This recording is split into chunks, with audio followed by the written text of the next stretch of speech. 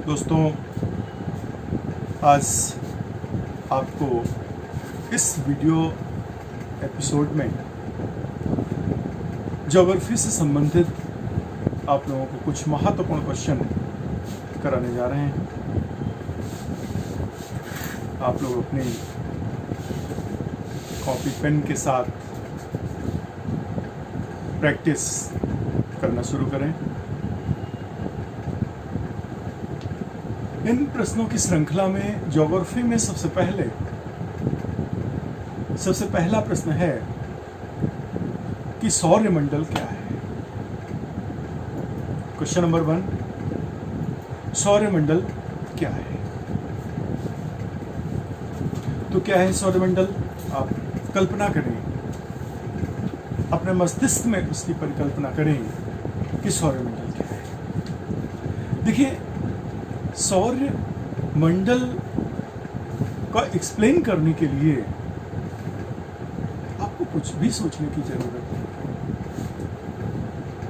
आप बड़े आराम से बता सकते हैं, सौरमंडल में सूर्य के अतिरिक्त उसके 8 ग्रह, उपग्रह, क्षुद्र ग्रह, पुच्छल तारे जो बाह्य परिपथ से होते हुए उसका चक्कर काटते हैं। इसी परिवार को हम सौर परिवार के नाम से जानते हैं और इस परिवार का मुखिया सौर्य है, इसीलिए सौर परिवार कहा जाता है, सौरमंडल कहा जाता है। यानी सूर्य का चक्कर लगाने वाले 8 ग्रह, उपग्रह, क्षुद्र ग्रह, पुच्छल तारे आदि खगोलीय पिंड जो सूर्य का चक्कर काटते हैं, वही हमारा संपूर्ण सौरमंडल है। इसी तरीके से आपका क्वेश्चन नंबर 2 है, सौरमंडल में आंतरिक ग्रहों की संख्या बताइए। यानी यू कैन से सौरमंडल में आंतरिक ग्रह कौन कौन से हैं।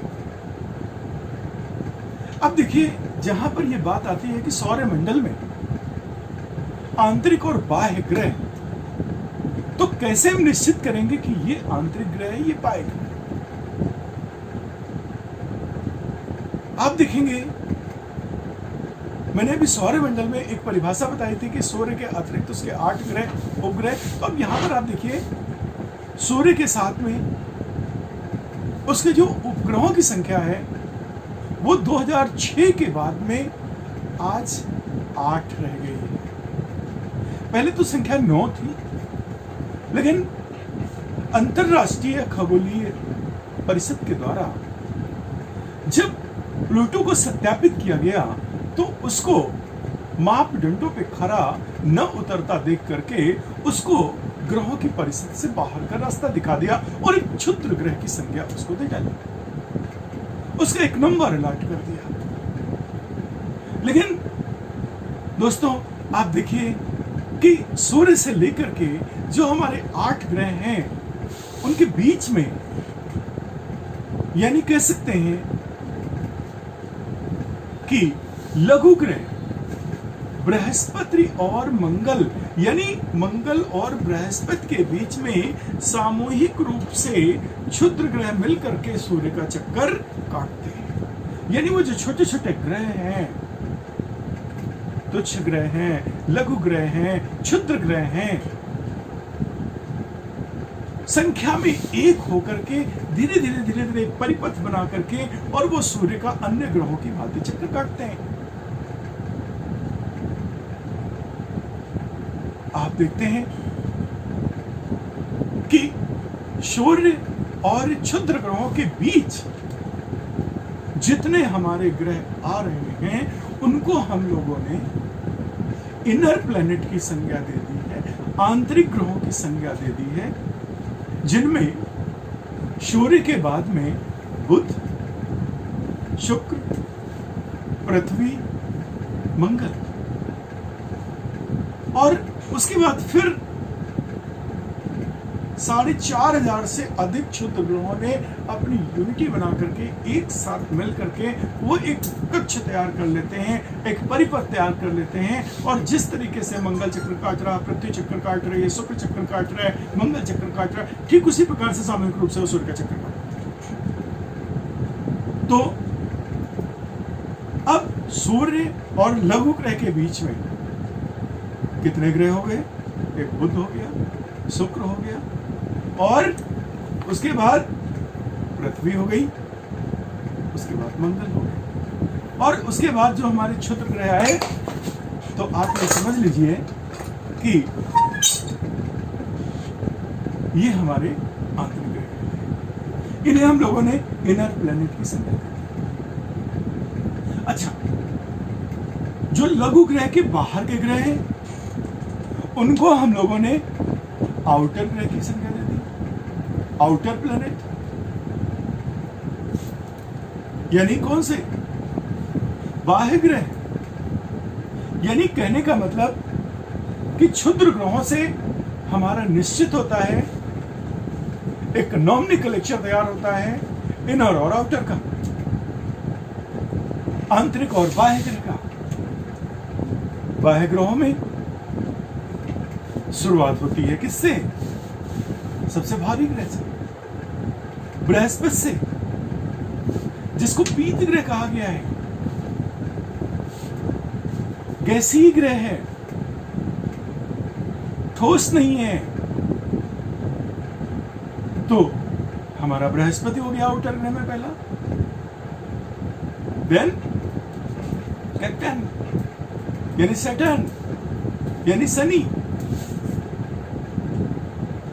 जो वलयों से घिरा हुआ है। दोस्तों, उस वलय में जो खूबसूरती शनि की है, जो कैप पहने हुए हैं, उसमें 9 छल्ले हैं। और उसके बाद देखते हैं अरुण और वरुण। यम तो जा चुके हैं। यम को तो बाहर का रास्ता 2006 में अंतरराष्ट्रीय खगोल परिषद ने दिखा डाला। वो तो बौने ग्रह में आ गए, क्षुद्र ग्रह में आ गए, लघु ग्रह में आ गए। तो इस तरीके से हमारे बाह्य ग्रह कौन कौन से हुए? बृहस्पति, शनि, अरुण और वरुण। ये अरुण और वरुण को सहोदर भ्राता के नाम से भी जाना जाता है। तो आंतरिक ग्रहों में शुक्र और पृथ्वी को जुड़वा बहन की संज्ञा दी गई है। क्या कहा गया है? जुड़वा बहन की संज्ञा दी गई है। ठीक है, इस प्रकार से ये आंतरिक और बाह्य ग्रह का हुआ।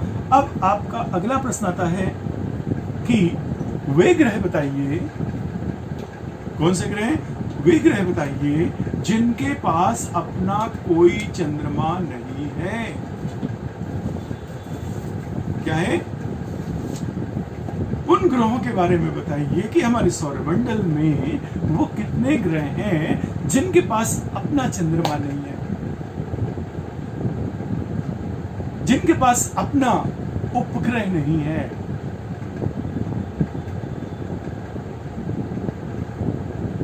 जिनके पास अपना सैटेलाइट नहीं है, उसका चक्कर काटने वाला नहीं है, वो कितने? दोस्तों, बहुत सरल प्रश्न है कि सूर्य से लगातार 2 यानी बुध और शुक्र दोनों के पास अपना कोई चक्कर काटने वाला उपग्रह नहीं है। यानी ये दोनों उपग्रह ऐसे हैं, इनके पास कोई अपना चंद्रमा नहीं। और फिर आप देखते हैं, इसके बाद जब पृथ्वी का नंबर आता है तो पृथ्वी से लेकर के वरुण तक सबके पास अपने अपने चंद्रमा हैं। खाली पृथ्वी ही एक ऐसा है अपना ग्रह जिसमें मात्र एक चंद्रमा है, जिसको हम चंद्रमा के नाम से ही जानते हैं। इसीलिए हम और उपग्रहों के भी चंद्रमा की संज्ञा देते हैं। और सबके पास तो बहुत है, बहुत धनी लोग हैं। उपग्रहों के मामले में बुध शुक्र के पास तो नील है, पृथ्वी के पास एक अदना सा नन्ना सा खूबसूरत मून है, जिसकी शीतलता आपको इतनी अच्छी शीतल छांव प्रदान करती है, रोशनी प्रदान करती है कि क्या पूछना है। बशर्ते जो और ग्रह हैं उनको तो बहुत सारे उपग्रह हैं, वो बताएंगे फिर कौन कितने किसके उपग्रह हैं। यहाँ तक कि आप देखते हैं कि जो हमारा यम प्लूटो जो बाहर हुआ है 2006 में, उसके पास भी 2 ठो है, और पृथ्वी का जो पड़ोसी मंगल उसके पास भी 2 ठो है। ठीक है, इस तरीके से कौन कौन हुआ, बुध और शुक्र। क्वेश्चन नंबर अगला है कि पृथ्वी से सबसे निकटतम ग्रह कौन सा है। बहुत कंफ्यूजन होता है लोगों को कि पृथ्वी के निकटतम ग्रह कौन सा है। भाई देखिए, शुक्र से चले, पहले बुध जी मिले, और बुध जी के बाद फिर शुक्र जी मिले, और शुक्र जी के बाद फिर हमारी पृथ्वी माता मिली, और उसके बाद फिर हमारे मंगल देवता मिले। यानी कह सकते हैं कि हमारी पृथ्वी शुक्र और मंगल के बीच। अब गलती से आप मंगल भी लगा सकते हैं, बट जब आप देखेंगे, डिस्टेंस देखेंगे, तो मंगल से कहीं नजदीक हमारी शुक्र पड़ते हैं। तो इसलिए हमारी पृथ्वी के निकटतम ग्रह कौन सा हो जाएगा, तो हो जाएगा शुक्र, नो डाउट। नेक्स्ट अगला प्रश्न है, सौर्य मंडल का सबसे चमकीला ग्रह कौन सा है, जिसे हम तारा भी कहते हैं। सौर्य मंडल का चमकीला ग्रह सबसे कौन है, जिसको हम भोर का तारा भी कहते हैं, सांझ का तारा भी कहते हैं। कौन है? तो क्या होगा, मन में आपके चल रहा होगा, बहुत सरल प्रश्न है, यानी शुक्र। अब आप देखिए, शुक्र पृथ्वी के भी नजदीक है, और उधर बुध को छोड़ करके सूर्य से नजदीक है। आप देखिए यहां पर 480 डिग्री तक टेम्परेचर चला जाता है, और कुछ वलयों के कारण, उसकी ऊर्जा परिवर्तित होने के कारण उसका टेम्परेचर सबसे ज्यादा होता है। बुध से ज्यादा टेम्परेचर हमारे सूर्य का हो जाता है, और सूर्य सबसे अधिक चमकीला हो जाता है। इतना चमकीला है कि वैसे तो बहुत तारे हैं, बशर्ते ऐसा तो नहीं कि ये उनसे ज्यादा चमकीला है, बट नहीं, क्योंकि हमारे और उसकी दूरी कम है। इसलिए जब सांझ होती है, सूर्य ढलता है, और कोई स्टार नजर नहीं आता है, कोई तारे टिमटिमाते नजर नहीं आते हैं, तो हम देखते हैं कि शुक्र जी टिमटिमाना शुरू कर देते हैं। इसलिए तो इनको हम सांझ का तारा कहते हैं। सांझ यानी वो गोधूल संध्या, जिस समय गोधूल संध्या सांझ यानी वहां से लिया जाता है जब गाय चर करके अपने घरों की तरफ आ रही होती, वापस आ रही होती है, तो गोधूल उड़ रही होती है, वही संध्या का समय है। सूर्य डूब रहा होता है, प्रकाश जा रहा होता है, अंधकार आ रहा होता है, जो बीच का समय है यानी बेसर समय है, और उस समय हमारे शुक्र जी टिमटिमाना शुरू कर देते हैं। एलोन पूरे आसमान में केवल शुक्र जी होंगे, तो वो हमारे क्या हो गए, इसीलिए उसको हम सांझ का तारा कहते हैं। दोस्तों, इनको भोर का तारा भी कहते हैं। आप देखते हैं जैसे सुबह होता है, सूर्य की लालिमा फटने से पहले ही, सूर्योदय होने से पहले ही आसमान साफ हो जाता है। सूर्योदय आने के पहले सारे तारे सब हवा हो जाते हैं, मैदान में कोई नहीं रहता है, एक ही वो बचता है। वो कौन? शुक्र। इसीलिए शुक्र को भोर का तारा भी कहते हैं, और इनमें बस एक ही खास बात है कि वो हमारे सबसे नजदीक है। इसीलिए उसकी चमक से हम रूबरू हैं, वो हमें चमकता हुआ दिखाई देता है, और इसीलिए हम लोगों ने सारी संज्ञाएं दे डाली। क्या? भोर का तारा, सांझ का तारा। ठीक है, तो वो क्या होगा दोस्तों? शुक्र है। नेक्स्ट क्वेश्चन है, शुक्र व मंगल के मध्य स्थित ग्रह कौन सा है? शुक्र और मंगल के बीच में स्थित ग्रह कौन सा है? अभी अभी बताया, कितनी बार डिस्कस हो चुका है। क्या है? पृथ्वी, अर्थ। नेक्स्ट आपका क्वेश्चन है, लाल ग्रह के नाम से जाने जाने वाला ग्रह कौन सा है? क्या है? लाल ग्रह के नाम से जाना जाने वाला ग्रह कौन सा है? आप देखिए कि मंगल को ही तो लाल ग्रह की संज्ञा दी गई, तो कौन हुआ? मंगल हुआ। बट क्यों मंगल लाल? क्यों मंगल को लाल की संज्ञा क्यों दी? कुछ ना कुछ तो रीजन होगा, कोई ना कोई तो कारण होगा। हाँ है। क्यों? मंगल की धरती पे लोहा भारी मात्रा में पाया जाता है और वहां पर 8 माह 23 हवाएं चलती हैं और उस लोहे के ऑक्सीडरेशन होता है और वो ऑक्सीडरेशन के कण पूरे वायुमंडल में फैल जाते हैं धूल की तरीके से। इसीलिए मंगल लाल गेंद की तरह दिखाई देता है, इसीलिए उसे लाल ग्रह भी कहते हैं। समझ में आया?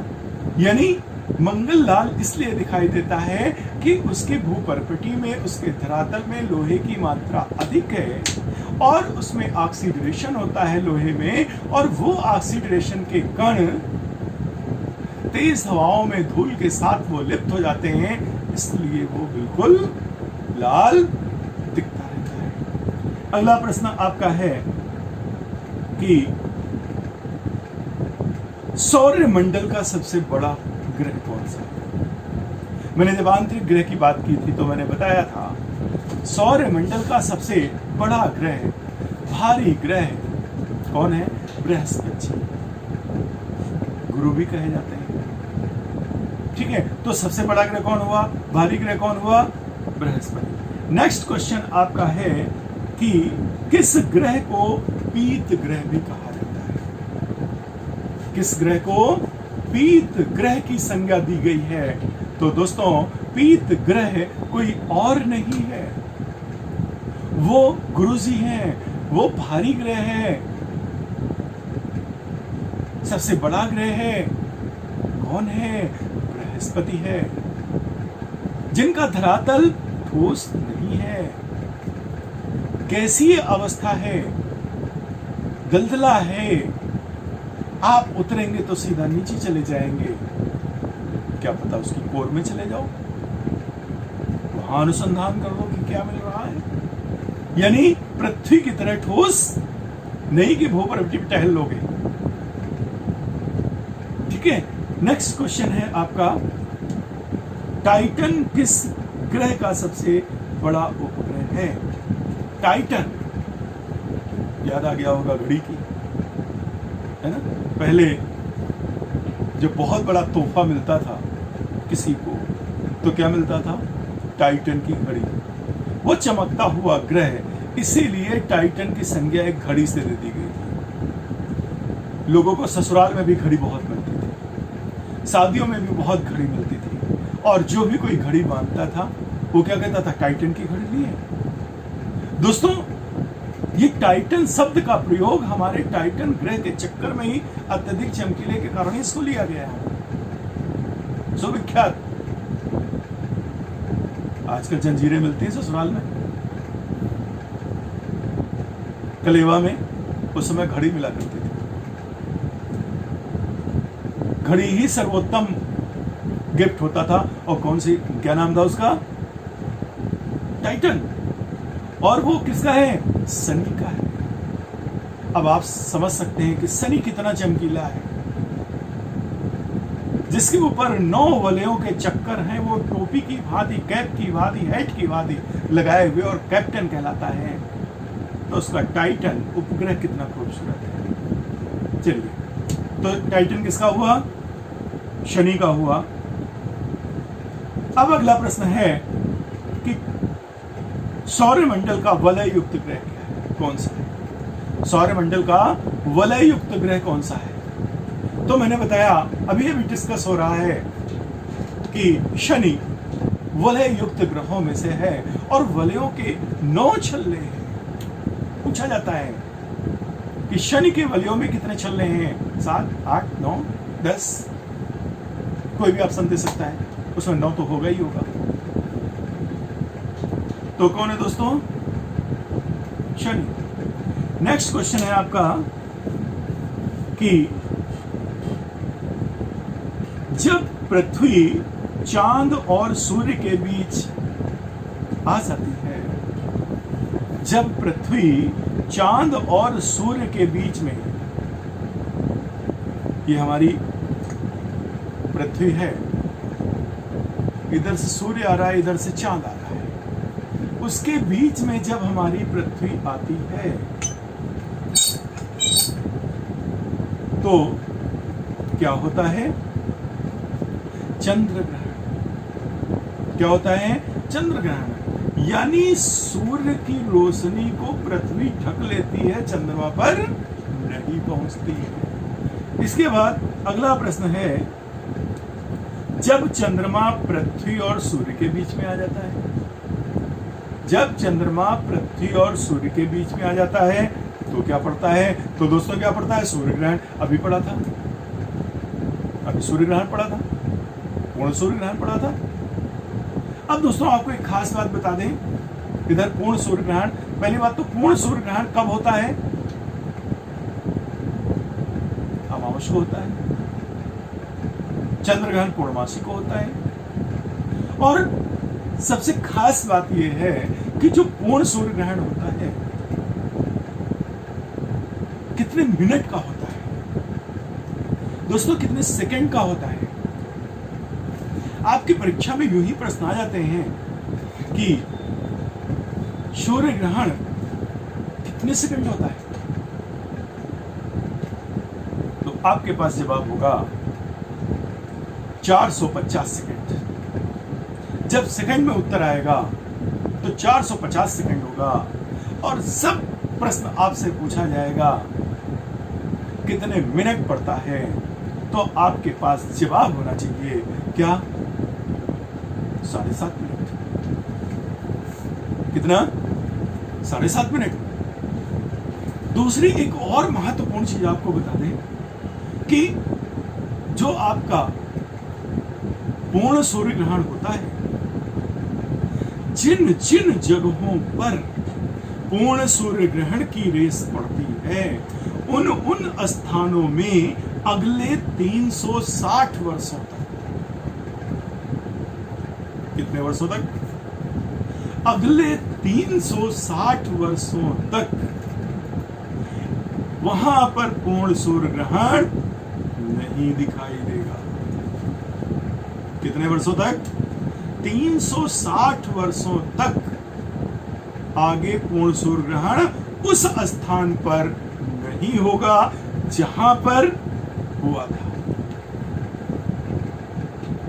और याद रखिए 7.5 मिनट से ज्यादा पूर्ण सूर्य ग्रहण होता नहीं, 450 सेकंड से ज्यादा सूर्य ग्रहण होता नहीं। और एक खास बात बता दें जो जल्दी आपको नजर नहीं आएगी, यानी जो हमारे सूर्य ग्रहण पड़ रहे हैं वो 100 वर्षों में, क्या कहते हैं, एक शताब्दी में दोस्तों कितने पूर्ण सूर्य ग्रहण पड़ते हैं? 100 वर्षों में, यानी एक शताब्दी में कितनी बार सूर्य ग्रहण होता है दोस्तों? 238 बार सूर्य ग्रहण। कितने बार होता है? 238, यानी 238। क्या बताया? 238। और एक और अगली से जुड़ी हुई खास बात, इनमें से पूर्ण सूर्य ग्रहण की संख्या क्या होती है? 238 तो सूर्य ग्रहण पड़ गए 100 वर्षों में, अब इसमें अगला संवेदनशील एक प्रश्न मिलता है कि उसमें से पूर्ण सूर्य ग्रहण जो 7.5 मिनट होता है, 450 सेकंड होता है, आखिर वो कितने होंगे? तो दोस्तों कितने होंगे? 26%, यानी जो 238 बार 238 टाइम्स आपका जो है पूर्ण सूर्य ग्रहण पड़ा, उसमें से 26% सूर्य ग्रहण पूर्ण होंगे। उसमें से 26% जो है पूर्ण सूर्य ग्रहण होंगे। अगला आपका प्रश्न है कि पृथ्वी का एकमात्र उपग्रह कौन सा है? तो पृथ्वी का जो उपग्रह है यानी सैटेलाइट है, वो क्या है? चंद्रमा। इसीलिए आप देखते हैं कि दूसरे जो आपके ग्रह हैं, उनके उपग्रहों की भी संज्ञा हम लोगों ने चंद्रमा से की। किससे की? चंद्रमा से की। नेक्स्ट अगला प्रश्न है कि पृथ्वी की अपेक्षा चंद्रमा की गुरुत्वाकर्षण शक्ति क्या है? पृथ्वी की अपेक्षा चंद्रमा की गुरुत्वाकर्षण शक्ति कितनी है? 1/6 कम है। कितनी है? 1/6 कम है।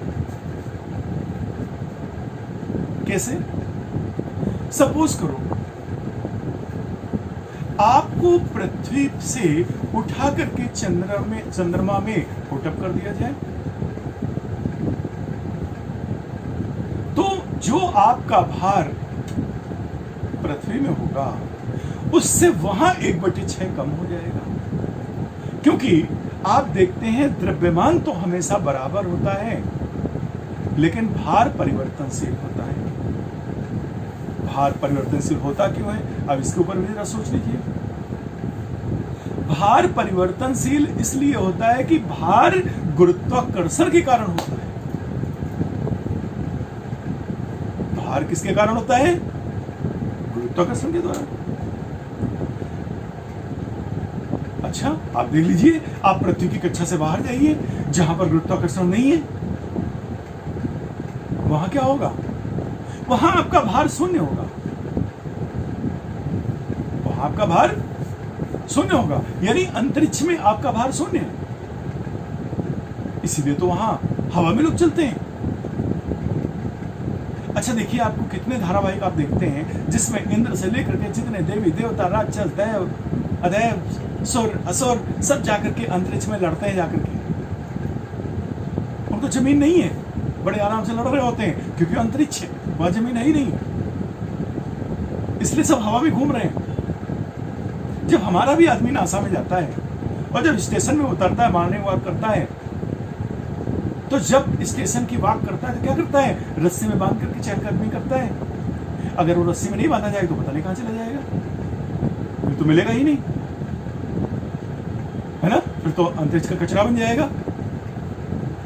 इसलिए गुरुत्वाकर्षण क्या है? किसी भी खगोलीय पिंड के द्वारा अपनी तरफ आकर्षित करने की क्षमता को गुरुत्वाकर्षण कहते हैं। आप देखते हैं हाई स्कूल, इंटर में, फिजिक्स में सब पढ़ाया जाता है, लेकिन व्यवहारिक तौर पे हमें कुछ नहीं आता है। लेकिन हमें यहां सीखना है।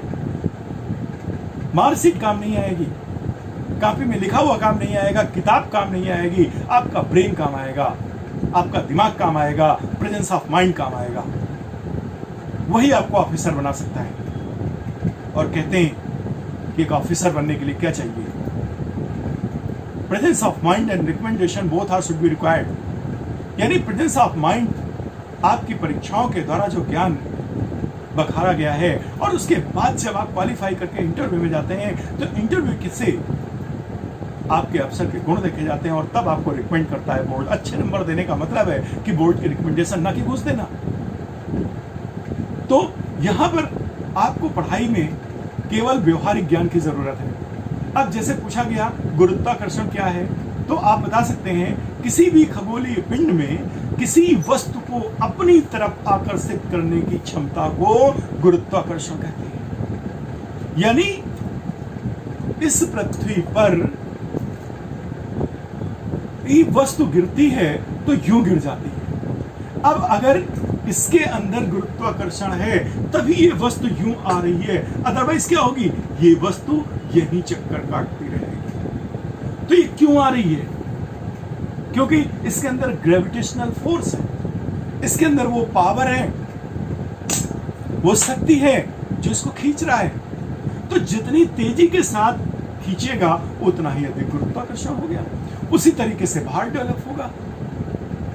तो इस तरीके से आप कह सकते हैं चंद्रमा में पृथ्वी की अपेक्षा 1/6 उपग्रह में हमारा गुरुत्वाकर्षण रहता है। जो हमारा चंद्रमा उपग्रह है उसमें हमारी पृथ्वी की अपेक्षा गुरुत्वाकर्षण कितना होता है, 1/6। ठीक है, नेक्स्ट चलिए अगला प्रश्न है कि पृथ्वी के किस मंडल में बादल की गर्जना व बिजली की चमक जैसी घटनाएं घटित होती हैं। बादलों का गरजना और बिजली की चमक ये सब हमारे कहां हो रही हैं, वायुमंडल के, हमारे जो पृथ्वी के जो मंडल हैं वायुमंडल के, कौन सा, क्षोभ मंडल। किसमें, क्षोभ मंडल। दूसरा अगला प्रश्न है सूर्य के पराबैंगनी विकिरणों से, प्रश्न क्या है, सूर्य की पराबैंगनी विकिरणों से पृथ्वी की रक्षा करने वाली कौन सी परत है। क्या है, सूर्य के पराबैंगनी किरणों से पृथ्वी की रक्षा करने वाली परत कौन सी है। आप समझ गए होंगे। सूर्य की अल्ट्रावायलेट किरणें, पराबैंगनी किरणें जो आ रही हैं उनको हमारी पृथ्वी की रक्षा करने के लिए कौन सी लेयर है, यानी ये जो हमारी पृथ्वी है इसके ऊपर एक लेयर, जैसे एक वायुमंडल का क्षोभ मंडल हो गया, वहां पर मैंने बताया कि बादलों की गर्जना, बिजली की चमक, ये सारी घटनाएं घटती हैं, संचार सब क्षोभ मंडल में होता है। इसके बाद आप देखिए, उसके बाद आपकी क्या आती है, एक होती है परत हमारी क्या, ओजोन परत। ओजोन परत इस पृथ्वी को पूरा घेर रखा होगा, सूर्य से आने वाली किरणें वहां ब्रेकअप हो जाएंगी, उनको ऑब्जर्व करके दोबारा रिटर्न करेगा, पृथ्वी पर उनको नहीं भेजेगा, क्योंकि अगर वो अल्ट्रावायलेट किरणें हमारी पृथ्वी पर गिरी तो हम लोगों का सर्वनाश हो जाएगा। इसीलिए भगवान ने जो सृष्टि का एक खूबसूरत, एक बेहतर एक प्लान बनाया था, तो पृथ्वी को संरक्षित करने के लिए, सूर्य की पराबैंगनी किरणों से बचाने के लिए एक ओजोन परत का भी निर्माण किया। ओजोन कोई चद्दर की परत नहीं है दोस्तों, कोई एल्युमिनियम की परत नहीं है, कोई लोहे की परत नहीं है, कोई टंगस्टन की नहीं है, किसी धातु की नहीं है, किसकी है, एक गैस की है। ओजोन गैस की पूरी लेयर है जो सुरक्षा कवच के रूप में पृथ्वी घेरे हुए है। लेकिन आजकल आप देखते हैं कि जो हमारा ओजोन परत है वो संकट में है। क्यों? क्योंकि हमारे विकसित देशों के द्वारा ग्रीन हरित गैसों का उत्सर्जन इतना अधिक किया जा रहा है, इतना अधिक रिसाव किया जा रहा है कि वो ग्रीन हरित गैसें, सीएफसी गैसें माइग्रेट होकर वायुमंडल के साथ में अंटार्कटिका पहुंचती हैं, जहां उसको टेम्परेचर -80 डिग्री का मिलता है। वैसे ही वो रिएक्ट करती हैं और ओजोन परत को डिस्ट्रॉय करती हैं। दोस्तों, ये सीएफसी गैसें, ये ग्रीन हरित गैसें कहीं और ओजोन परत को नुकसान नहीं पहुंचा सकती हैं जब तक उनके अनुकूल वातावरण नहीं मिलेगा। तो सीएफसी गैसों को ओजोन परत को डिस्ट्रॉय करने के लिए एटमॉस्फेयर कैसा चाहिए,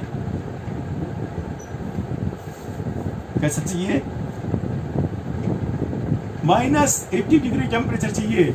अगर उनको इस तरीके से टेम्परेचर मिल रहा है, वहां वो सक्रिय हो जाएंगी, ओजोन परत को डिस्ट्रॉय कर देंगी और फिर वहां से पैराबैंगनी किरणों का आवागमन पृथ्वी पे शुरू हो जाएगा। और उससे होगा क्या? एक मेजर वर्क हमारे लिए बहुत नुकसानदेह, ग्लेशियर पिघलेंगे, हिम पिघलेंगे। तो क्या होगा? हिम से क्या निकलेगा? जल निकलेगा। जल ही तो पिघला हो, बर्फ बना हुआ है, तो पिघलेगा तो कहां जाएगा? समुद्रों में जाएगा। और जब समुद्रों में हिमनद पिघल के जाएंगे तो समुद्रों में क्या होगा? अगर आपकी बाल्टी भर जलाशय मतलब पानी लबालब भरा हुआ है और अचानक उसमें आधी बाल्टी पानी डाल दिया जाए तो क्या हो जाएगा? पानी फैल जाएगा, ऊपर आ जाएगा, जो सामान रखा होगा बिखर जाएगा। अब आप समझ लीजिए कि जब हिमनद पिघलेंगे वो पानी समुद्रों में जाएगा और समुद्रों का जल स्तर जब उठेगा तो क्या होगा? नदियों का पानी समुद्र में जाना बंद हो जाएगा और वो पानी समुद्र का भी वापस आ जाएगा, पृथ्वी जलमग्न हो जाएगी। और फिर हाय मनु पुकारना शुरू कर देंगे। क्यों? क्योंकि आप देखते हैं जब जब जल प्लावन हुआ, जल प्लावन हरदम बर्फ के पिघलने के बाद होगा, ग्लोबल वार्मिंग के बाद होता है, तब हमारे आते हैं कौन? मनु 100 पतवारों वाले जहाज में आकर के फिर हमारे कुछ लोगों को बचा के ले जाते हैं, नई सृष्टि का निर्माण करते हैं। आपका अगला प्रश्न है, चलिए, कि सौरमंडल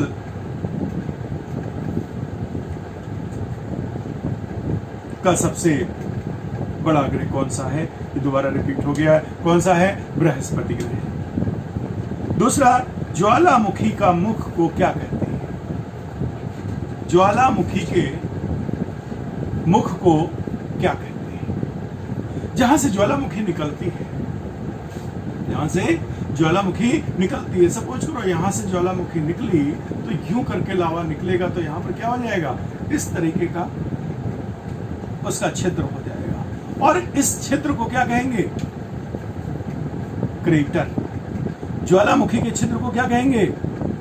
क्रेटर कहेंगे। और आप देखते हैं कि जितनी हमारी झीलें हैं उन झीलों का निर्माण बड़ी बड़ी ज्वालामुखी के बड़े बड़े क्रेटरों पर हुआ है।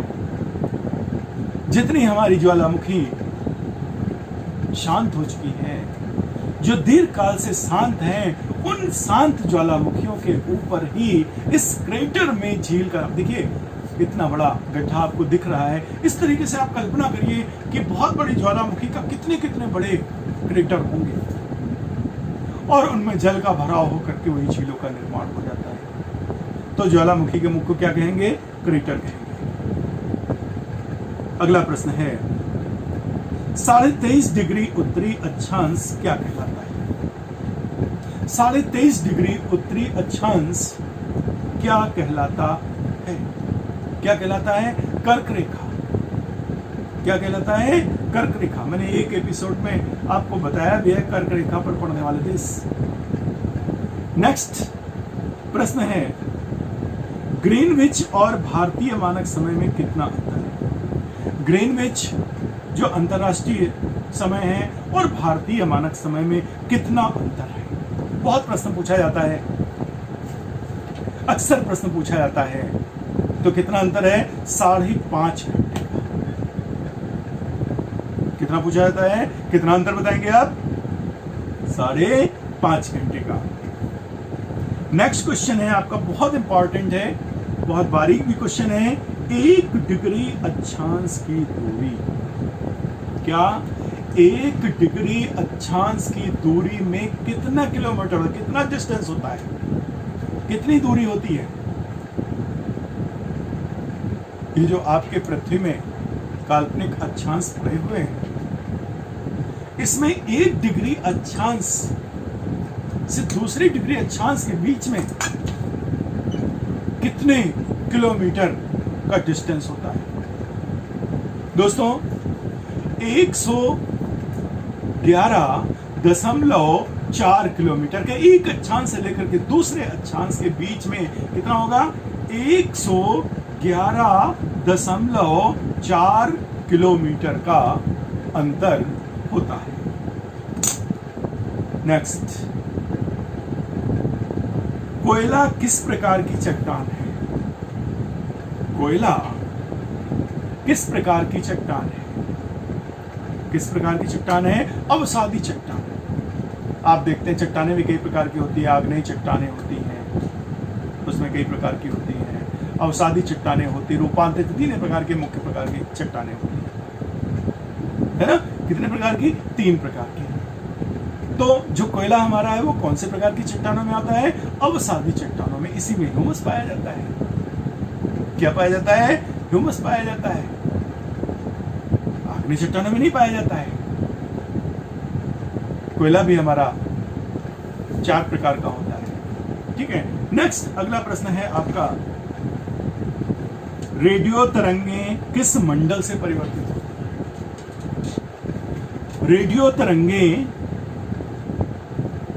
किस मंडल से परिवर्तित होती है? आयन मंडल से। कहां से? आयन मंडल से। सबसे बाद वाला मंडल, सबसे ऊंचाई वाला मंडल है। नेक्स्ट आते हैं आप अगले प्रश्न में, कोयले का सर्वोत्तम प्रकार कौन सा है? अभी भी बताया था 4 प्रकार के, इसीलिए नहीं बताया, क्वेश्चन रिपीट हो जाएगा। कोयले का सर्वोत्तम एंथ्रासाइट, जिसमें अत्यधिक कार्बन होता है, 95% तक कार्बन पाया जाता है, और इसका उत्पादक अमेरिका है। सबसे ज्यादा अमेरिका में पाया जाता है। क्या? एंथ्रासाइट, बिटुमिन, लिग्नाइट और पीट। पीट सबसे 4th ग्रेड का होता है। पीट, लिग्नाइट और बिटुमिन। ठीक है। इस तरीके से अगला प्रश्न आता है, बुशमैन कहां के निवासी हैं? बुशमैन कहां के निवासी हैं? दोस्तों, अफ्रीका के निवासी हैं। कहां के? अफ्रीका के निवासी हैं। और कौन सा अफ्रीका होगा उसमें? गौर फरमाएं, कौन सा होगा? South Africa. साउथ अफ्रीका की टीम भी है, क्रिकेट टीम है, बहुत जबरदस्त टीम है, लेकिन एक उनकी विशेषता है, बड़ी घमंडी टीम है, इसीलिए आज तक वो वर्ल्ड कप जीत नहीं सके। हाँ, ये भी आपको जानकारी दे दें, वर्ल्ड कप आज तक साउथ अफ्रीका जीत नहीं पाया है। कारण है प्राउडी। नेक्स्ट, अगला प्रश्न है, भारत की सर्वप्रमुख फसल कौन सी है? भारत की सर्वप्रमुख फसल कौन सी है? तो कौन सी है? देखो, एक बात बताएं, जो विश्व की है वही भारत की है। और वो फसल सबसे पहले हमारी उत्तर प्रदेश में ही सबसे पहले विश्व में मिली थी। कौन सी है? चावल। सर्वप्रमुख फसल कौन सी है हमारी? चावल है। भारत की भी चावल है, हमारे प्रदेश के भी चावल है, और विश्व की भी चावल है। समझ रहे? तो अगला प्रश्न है, भारत में पशुओं की सर्वाधिक संख्या किस राज्य में है? भारत में पशुओं की, कैटल्स की सर्वाधिक संख्या किस राज्य में है? किस राज्य में है? दोस्तों, अपने ही राज्य में है। उत्तर प्रदेश में है, यूपी में है, योगी प्रदेश में है। पशुओं की संख्या सर्वाधिक यही है। अगला प्रश्न आपको बताते हैं, गोबी मरुस्थल कहाँ स्थित है? गोबी मरुस्थल कहाँ स्थित है? तो कहाँ है? ये मंगोलिया में है।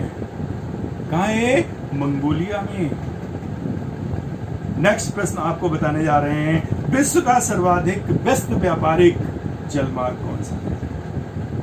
विश्व का सर्वाधिक व्यस्त जलमार्ग कौन सा है? अब जलमार्गों के बारे में दिमाग कौन जाना चाहिए? उत्तरी अटलांटिक, उत्तरी अटलांटिक व्यापारिक भाग, उत्तरी अटलांटिक व्यापारिक मार्ग। जो उत्तरी अटलांटिक सागर से व्यापारिक मार्ग जा रहा है वो सबसे व्यस्त है, सबसे ज्यादा बिजनेस वहां से होता है, सबसे ज्यादा जलपोत के माध्यम से हमारे बिजनेस की सामग्री जाती है। नेक्स्ट प्रश्न है, महासागरीय जल में यानी समुद्री जल में कौन सा सर्वाधिक तत्व पाया जाता है? कौन सा पाया जाता है? Sodium chloride. क्या पाया जाता है? Sodium chloride. नेक्स्ट आपका प्रश्न है, विश्व के जल का सर्वाधिक भाग किस महासागर में है? किसमें है? सर्वाधिक जल किस महासागर में आता है? प्रशांत महासागर, जो एस की भांति बना हुआ है। किसकी भांति बना हुआ है? एस की भांति बना हुआ है। उस प्रशांत महासागर में सर्वाधिक जल है। नेक्स्ट है, किस महासागर की आकृति लगभग त्रिभुजाकार है? किस महासागर की आकृति लगभग त्रिभुजाकार है? यानी एक ट्रायंगल बना हुआ है यूं। और कोई नहीं है? परिचित है आपका? आप जान सकते हैं, आप रिलेशन तो लगाइए। वही आपका कौन सा? प्रशांत महासागर। नेक्स्ट क्वेश्चन आप देखिए, आपका है, बरमुडा त्रिभुज कहां स्थित है? कौन सा? बरमुडा त्रिभुज उत्तरी अटलांटिक महासागर। कहां पे है? उत्तरी अटलांटिक महासागर, नॉर्थ अटलांटिक ओशियन, है ना। नेक्स्ट प्रश्न आपका है, पठारों का महाद्वीप किसे कहा गया है? पठारों का महाद्वीप किसे कहा गया है? जहां लोग ब्लैक ब्यूटी होते हैं। कहां होते हैं? सोचिए, ब्लैक ब्यूटी कहां के होते हैं? अफ्रीका। कहां के? अफ्रीका के। नेक्स्ट अगले क्वेश्चन में आते हैं कि पूरी तरह से दक्षिणी गोलार्ध में स्थित महाद्वीप कौन सा है? पूरी तरीके से दक्षिणी गोलार्ध में स्थित महाद्वीप कौन होता है?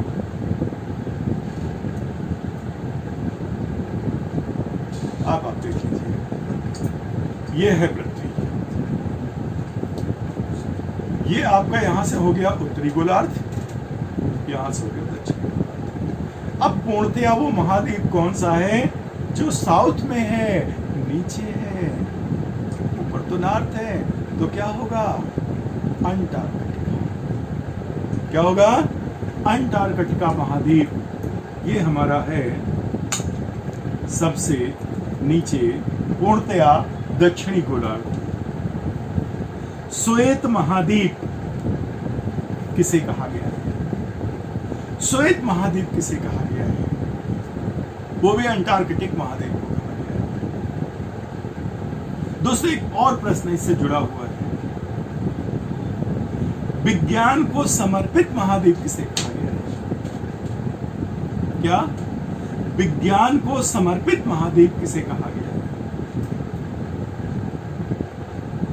दिमाग लगाइए। अरे भाई वही होगा जहां पर विज्ञान के मैक्सिमम शोध होते हैं, वैज्ञानिक लगे होते हैं कुछ न कुछ तहकीकात करने में, कुछ शोध करने में, कुछ अनुसंधान करने में, नए नए रहस्योद्घाटन करने में। तो कहा, अरे अंटार्कटिका में ही तो है।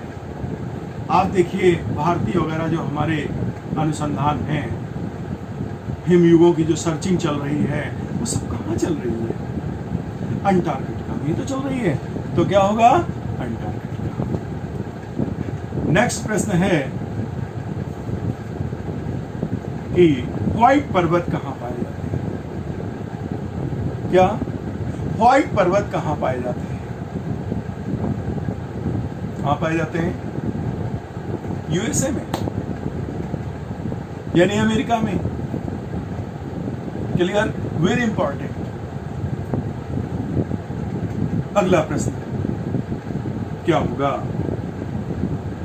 विश्व की सबसे बड़ी खाड़ी कहां है? विश्व की सबसे बड़ी खाड़ी कहां है और उसका क्या नाम है? तो दोस्तों बता दें, हडसन खाड़ी। बहुत खूबसूरत खाड़ी है, नाम भी खूबसूरत है, हडसन खाड़ी। और वो हडसन खाड़ी है कहां? अमेरिका के पास क्या है? कनाडा, यानी कनाडा। और कनाडा किसमें है? उत्तरी अमेरिका और दक्षिणी अमेरिका के बीच में पड़ता है। ठीक है, तो एक प्रश्न और ले लेते हैं। Yellowstone park, Yellowstone national park कहां स्थित है? येलोस्टोन नेशनल पार्क कहां स्थित है? ये भी दोस्तों अमेरिका में स्थित है। और अमेरिका में कहां? कोलंबिया। कहां पे? कोलंबिया में। तो दोस्तों इसमें मैंने इस तरीके के प्रश्न बताए हैं, इनको आप अपना राइटिंग पे पूरी प्रैक्टिस कर सकते हैं। धन्यवाद।